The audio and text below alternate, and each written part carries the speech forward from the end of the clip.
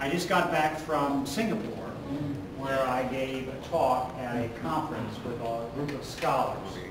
And while it was important what we talked about yesterday, I really do mean quite sincerely that what you're doing is, to me, the most encouraging, most important thing, are clearly amongst the most important things that are happening. A moment just to explain why you are so important. You may have, of course, an understanding of that, and hopefully you all feel very important.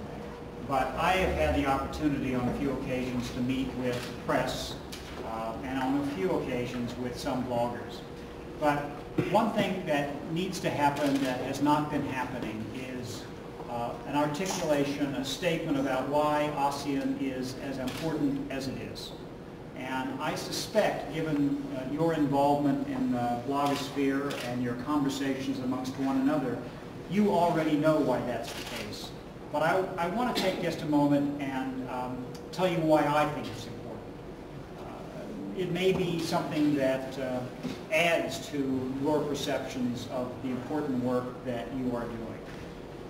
I've been here since April, and I was asked to come here by the President of the United States and to talk about, to talk amongst the ASEAN CPR, two of whom are here this evening, my friends Ambassador Basmilla and my Ambassador Villacorta, and to deal with the really very important problems and very important opportunities that exist in ASEAN.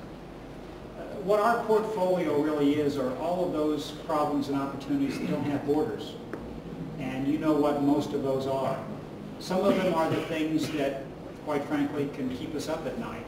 They are pandemic preparedness, they're disaster relief, they're climate change. These things that can affect huge numbers of people. And it's very important what our respective countries do, both within the region and outside of the region, as to how to prevent and avoid problems that can be very troublesome for all of us. But there's also some very good things that are happening across borders. The economic integration that's taking place and the like. So I think that one thing that's concerning to me is that the people in ASEAN really have not had a full opportunity to understand why it's so important. And that's, of course, where you come in. When I sat with my journalist friends early on, I said to them that you need to help. You really need to understand what the issues are. You need to understand what the opportunities and the problems are. And you need to talk about it. Because that's the only way in which the governments will do what they need to do, why business will do what it needs to do, how diplomats will do what they need to do. We need to have people talking about all of these things continuously. And we need lots of people talking about it. So that when things happen, when, whatever they may be, problems that exist, or opportunities that exist, you are at the front lines of explaining what they are to people and making them understand what can happen. So thank you for that. It's hard work, and I will tell you that it takes a lot of patience.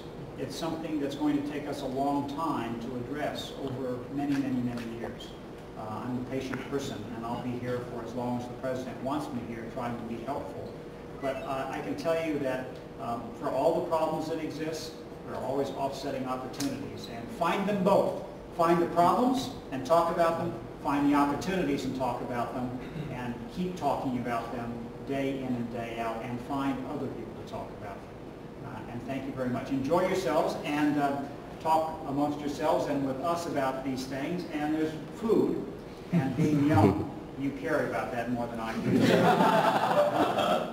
I used to care about that a lot more than I do now. So help yourselves, and thank you very much. Thank you.